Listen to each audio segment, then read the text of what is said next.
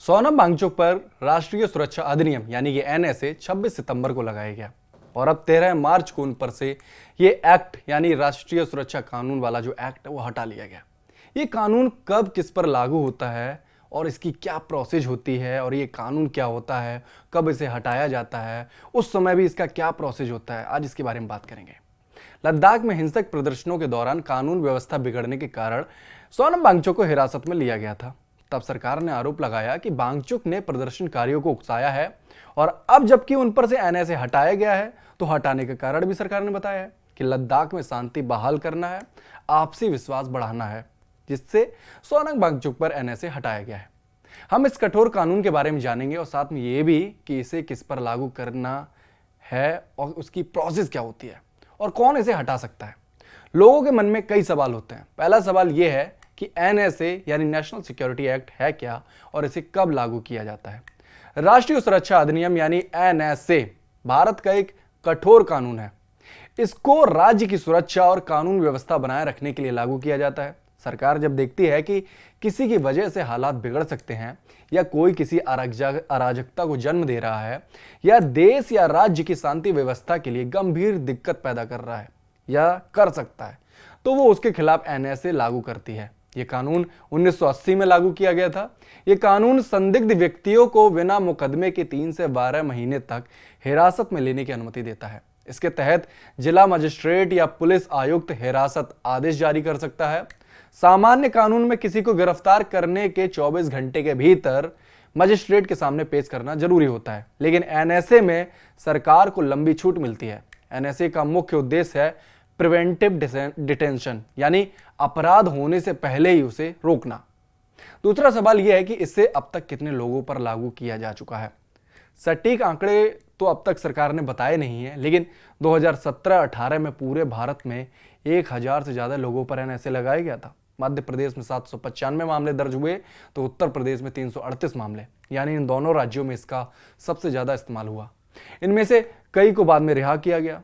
इस कानून को किसी के खिलाफ लागू करने की प्रक्रिया क्या होती है? यह आदेश जिला मजिस्ट्रेट या पुलिस आयुक्त द्वारा जारी किया जा सकता है, लेकिन संबंधित राज्य सरकार को इस आदेश की तुरंत पुष्टि करनी होती है। इसमें पुलिस किसी को बिना वारंट के गिरफ्तार कर सकती है।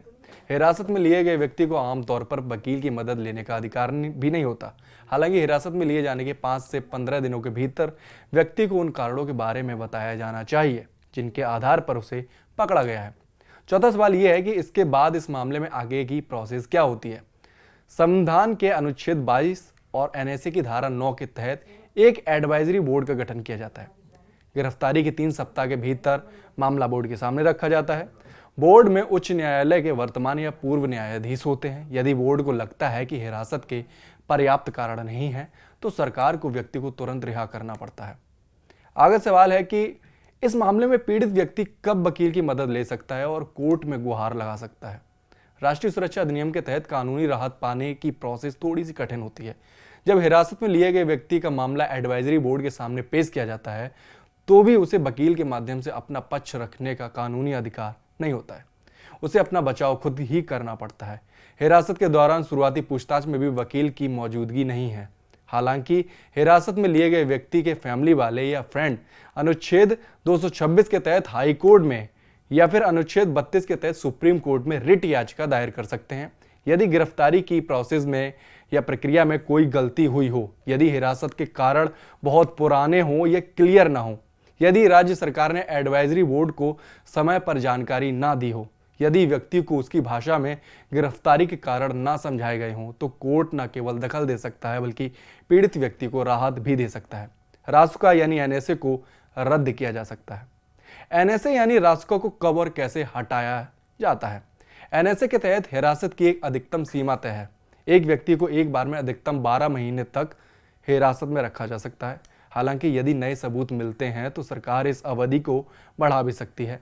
वैसे राज्य या केंद्र सरकार किसी भी समय हिरासत के आदेश को वापस ले सकती है या उसे रद्द कर सकती है, जैसा सोनम वांगचुक के साथ हुआ। केंद्र सरकार ने उनके खिलाफ रासुका को वापस ले लिया। वैसे अगर सलाहकार बोर्ड भी अनुकूल रिपोर्ट नहीं देता है तो भी एनएसए हटा लिया जाता है। सबसे बड़ा सवाल है कि यह कड़ा कानून कौन सी सरकार लेकर आई थी और इसकी वजह क्या थी। राष्ट्रीय सुरक्षा अधिनियम 1980 इंदिरा गांधी की कांग्रेस सरकार ने 1980 23 सितंबर में संसद में पेश किया था। 27 दिसंबर 1980 को राष्ट्रपति की मंजूरी से इसे लागू किया गया। इसे मीसा के निरस्त होने के बाद लाया गया। जिस समय यह कानून इंदिरा गांधी की सरकार ने बनाया तब पंजाब में खालिस्तान आंदोलन तेज हो रहा था। देश भर में सांप्रदायिक दंगे और अनस्टेबिलिटी थी। आपातकाल के बाद कांग्रेस सत्ता में लौटी थी और सुरक्षा चुनौतियों से निपटने के लिए उसे कठोर कानून की जरूरत महसूस हुई। तब ये कानून जम्मू कश्मीर छोड़कर पूरे भारत में लागू हुआ था।